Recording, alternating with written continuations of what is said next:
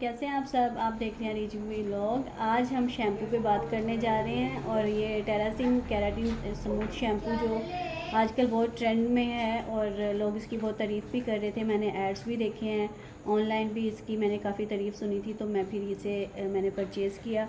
इससे ये मेरी दूसरी बोतल है। इससे पहले मैं छोटे वाली यूज़ कर चुकी हूँ, फिर मुझे पसंद आया तो मैं ये बड़े साइज़ में लेके आई। लेकिन इसको पूरी तरह से मैं इस पर डिपेंड नहीं कर सकती अपने हेयर्स के हिसाब से, क्योंकि ये जैसे कहते हैं कि फ्रीज़ी ऑयल हेयर के लिए, वाकई ही फ्रीज़ी हेयर के लिए ये बहुत बेस्ट है।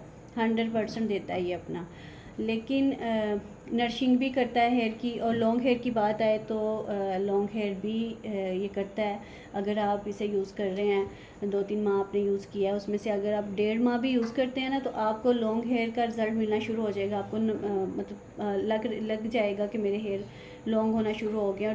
3 मंथ्स में आपको प्रॉपर, अगर आपने कटिंग करवाई हो, क्योंकि मेरी कटिंग थी, तो 3 मंथ्स के बाद फिर मुझे दोबारा अपनी वो कटिंग करवानी पड़ी। मेरे इतने मतलब लंबे हेयर हो गए थे कि मेरी जो लेयर और स्टेप्स थे ना, वो लॉन्ग होने की वजह से ना ख़त्म हो गए थे। तो मैंने फिर दोबारा से अपनी कटिंग करवाई थी। लेकिन जिनके हेयर्स में ये डैंड्रफ का इश्यूज़ होते हैं, ख़ास तौर पे अब जैसे जैसे सर्दी आ रही है ना, तो डैंड्रफ बहुत तंग करती है। ऑफिस में भी आप मतलब वो ईचिंग होती है ना, तो ख़ारिश हो रही होती है, उलझन होती है, और फिर बंदा ख़ारिश करता है जैसे ऑफिस में, तो बहुत मुश्किल हो जाता है, फिर अच्छा नहीं लगता। तो उसके लिए फिर मैं क्या करती हूँ, जब से मुझे ये पसंद आया, मैंने फिर इसे मतलब ये इतना अच्छा मुझे लगा कि मैंने इसे छोड़ना नहीं चाहा। हालांकि मेरे बालों में डैंड्रफ है। फिर मैं ऐसा करती हूँ, जैसे 2 बार मैंने ये किया है ना, तो तीसरी बार फिर मैं ये नहीं करूँगी, मैं फिर हेड एंड शोल्डर कर लेती हूँ। फिर 2 टाइम वो कर लिया मैंने, और तीसरी दफ़ा जब मैंने शावर लेना है या शैम्पू करना है, तो मैं फिर अपना हेड एंड शोल्डर यूज़ कर लेती हूँ। तो अगर आपको जो भी सूट करता है, आप इस तरह से भी कर सकते हैं अगर आपको डैंड्रफ है तो। ये इतने स्मूथ हेयर करता है और सॉफ्ट इतने हो जाते हैं, आपको मतलब एक फ़्रेश फीलिंग आती है जब आप शावर लेके निकलते हैं और आपके बाल ड्राई हो चुके होते हैं। तो उस टाइम आप अपने बालों को ऐसे हाथ से भी कॉम्ब करें ना, फिंगर कॉम्ब जैसे जिसे कहते हैं, तो बहुत अच्छा फील होता है, बेटर फीलिंग्स आती हैं। अच्छा जी, मैं आपको एक ना साथ में कंडीशनर का बताना चाह रही थी कि कंडीशनर जो होते हैं ना, कंडीशनर वाला शैम्पू हो या कंडीशनर वैसे हम लें, तो हर चीज़ में केमिकल्स तो होते ही हैं। ठीक हो गया। तो अगर हम शैम्पू यूज़ कर रहे हैं, उसमें पहले से ही कुछ ना कुछ अगर उसके बेनिफिट्स हैं, हर चीज़ में आपको पता है इसमें ये सेंट होती हैं और कुछ इस तरह की चीज़ें भी होती हैं, तो उससे बेहतर है कि फिर आप कंडीशनर जो है ना, वो आप हर्बल में यूज़ करें।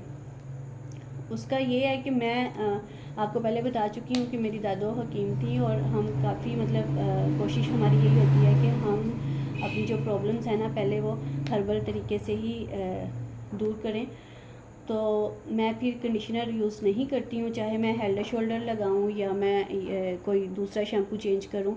तो मैं क्या करती हूँ, जब आपने शैम्पू कर लिया ना, उसके बाद अपने बालों को ड्रायर से या वैसे टाइम दे के आप ड्राई कर लेते हैं बालों को, तो फिर थोड़े से बाल ऐसे लगते हैं, उड़े उड़े से लगते हैं, थोड़ा अजीब सा फील हो रहा होता है। आपने फिर क्या करना है, ये कोकोनट ऑयल लेना है। अभी आप सोच रहे होंगे कि शैम्पू करने का फ़ायदा के ऊपर अगर ऑयल ही हमने लगा लेना या अप्लाई कर लेना है, ऐसा नहीं है। आपने कोकोनट ऑयल लेना है, और इसको मैं आपको दिखाती हूँ कितना सा लेना है। 1 2 3 या 4 इसके ड्रॉप्स लेने हैं। बालों को अच्छे से पहले आपने ब्रश या कंघी जो भी आप करते हैं कर लेना है। उसके बाद जब आपके बाल ड्राई हो जाएं, तो आपने इतना सा ऑयल लेना है, ये देख रहे हैं मेरे हाथ पे, इतना सा ऑयल लेना है, और इतने से ऑयल को आपने अपने पूरे हेयर में अप्लाई करना है। मतलब इस तरह से फिंगर कॉम्ब की तरह आपने करना है ना, तो मतलब आपके हेयर्स को ये लग जाए। और आपने फिर उसके बाद जब ये अच्छे से लग जाएगा, आपने इधर से भी, इस साइड से भी लगा लिया, उससे भी, सेंटर में भी यूं यूं करके कर लिया, सिर्फ इतना सा, तो आप यकीन करें आपके बालों में शाइन भी आएगी, सॉफ्ट भी होंगे। और जहां आप अपने बालों को स्टेप में या हेयर स्टाइल, जहां जैसे आप अपना फिक्स करेंगे, हेयर्स को फिक्स करना चाहते हैं, जो आपका स्टाइल है, ये वहीं पे फिक्स हो जाएंगे। और इसकी स्मेल भी नहीं है, और जितना थोड़ा हमने लगाना है तो फील ही नहीं होता कि आपने कुछ लगाया है। बल्कि मैं तो ये कहती हूँ कि मुझे तो कंडीशनर से भी बेहतर इसकी फीलिंग आती है जब मैं तो करती ही ये अप्लाई करती हूँ। तो मैं फिर ये भी कर लेती हूँ, क्योंकि जो हेडलर शोल्डर शैम्पू है ना, ज़्यादा टाइम मैं यही यूज़ किया हुआ है, तो इससे बाल इतने सॉफ्ट नहीं होते। ये आपकी डैंड्रफ, मेरी डैंड्रफ को ये करता है, ठीक कर देता है, लेकिन इससे आपको वो स्मूथ नहीं, इतने स्मूथ नहीं होते जितने होने चाहिए। ख़ासतौर पे लड़कियों को ये मसला भी होता है कि उनके बाल स्मूथ हो तो ज़्यादा अच्छा फील करती हैं, क्योंकि हेयर स्टाइल बनाना होता है। तो ये जी इसके नेगेटिव और पॉजिटिव बेनिफिट्स थे। और ये कंडीशनर का मैंने आपको बताया है। कोकोनट ऑयल वैसे भी बालों के लिए बहुत अच्छा होता है। जिनके वाइट बाल आ रहे होते हैं वो इसकी प्रॉपर मसाज करें। अगर थोड़े आपके आना स्टार्ट हो गए हैं तो इसे मसाज करें, आप दूसरे ऑयल स्किप करके ये वाला ऑयल आप यूज़ करते रहें, तो कुछ टाइम में आपके वो बाल वापस ब्लैक हो जाएंगे। अगर थोड़े थोड़े हैं, स्टार्ट है आपके बालों को वाइट होने में, तो आप ये अप्लाई करेंगे, उससे भी आपको फ़ायदा होगा। डैंड्रफ को तो ये वैसे ही दूर करता है, और ज़ाहिर है कोकोनट है, और अल्लाह ताला ने हर चीज़ में ख़ासियत रखी हुई है हमारे लिए। तो ये लेकिन जब आपने कंडीशनर की जगह इसे यूज़ करना है ना, तब आपने क्वांटिटी का ख़ास ख्याल रखना है। ये नहीं करना कि हाथ पे ज़्यादा सारा लगा के आपने बालों पे लगा लिया और बाद में फिर आप कहें कि ये तो शायद अरीज ने हमें मिसगाइड किया है। तो ये आपने बस ख्याल रखना है। बताइएगा ज़रूर कैसी लगी मेरी वीडियो। मिलते हैं नेक्स्ट वीडियो में। अल्लाह हाफिज़।